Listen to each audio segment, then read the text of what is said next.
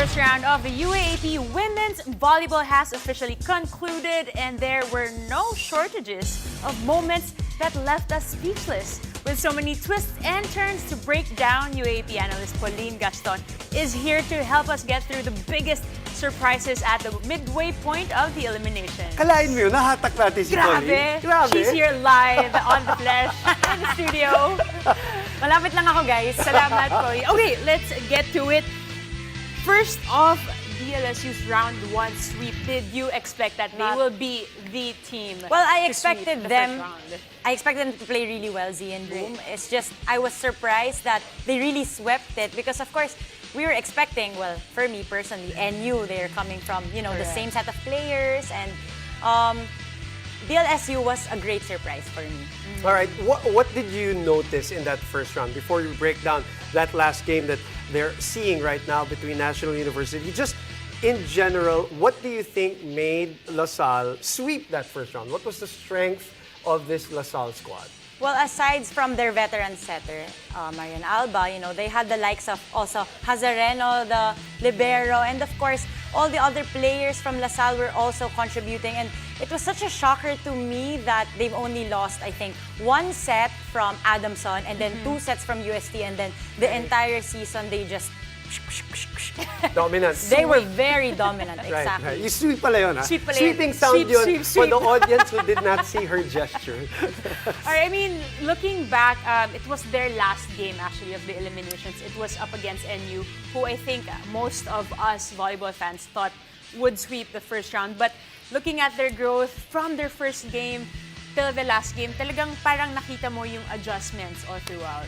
Definitely. I think most of the players, even the rookies and all the second-year, third-year players really stepped up and they owned up to every possession that the coaches gave them. And I saw their teamwork, parang it looked like they have been working on this ever since they lost against NU. Like they're more hungry and simula nung masakit na finals na yon, like mukhang bumabawi talaga sila. LaSalle lost 12 sets to NU last year, season 84. They did not win a single set. And then, eto na, binawian nila with a sweep. Obviously, there are some struggles on the NU side.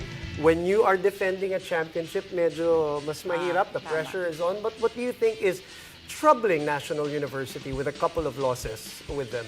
Well, baka na-pressure sila coming into that game knowing na, they're gonna face up their, rivals. Ganda nga na they're creating a rivalry here in the UAAP. Yes. And I guess the pressure kind of got to them because they weren't playing the same way that they normally do when they are normally confident and they're very known for their good passes. And maybe from their other losses in other matches, dun nakita yung weakness nila, and LaSalle was just able to dominate knowing it was their last game. And ang NU naman, they showed these weaknesses in other matches like versus UST and versus Adamson, also versus FEU and the likes. Okay, I guess looking forward to the second round meetup, what do you think will change between the two teams? Which is tomorrow, by the way. Which is tomorrow, by the way. For those who don't know, yung second Bukas round na yan, yan. kaya pwede natin pag-usapan because they get to see each other right away. Short turnaround, I don't know who does that favor. Siyempre, siguro may momentum yung LaSalle. Confidence is up. What is your opinion, Right, partner? well, ang LaSalle, they're gonna come in with confidence, and I'm sure they're gonna be bringing that momentum with them. However, ang NU, they're also known to have that grit and, gusto nilang bumawi. So, baka they'll improve and work on the lapses that they had in that last match, and they might turn things around tomorrow. Mahirap ba yun, partner, na you're like 2 days, you get 2 days to prepare. It's a big loss from everybody's talking about it. Social media, we are talking about it. I'm sure they hear the conversations around it. You're very aware of these things. And then you need to prepare for them again. Take me through the mindset of somebody like that, or an NU squad na has to face them right away. Is that what you would prefer if I would ask you, or gusto mo medyo time to prepare? Well, given this situation, wala ka ng choice. So, the beauty about this thing is you only have 2 days to prepare, but in those 2 days, how are you gonna maximize the set of skills that you could improve on?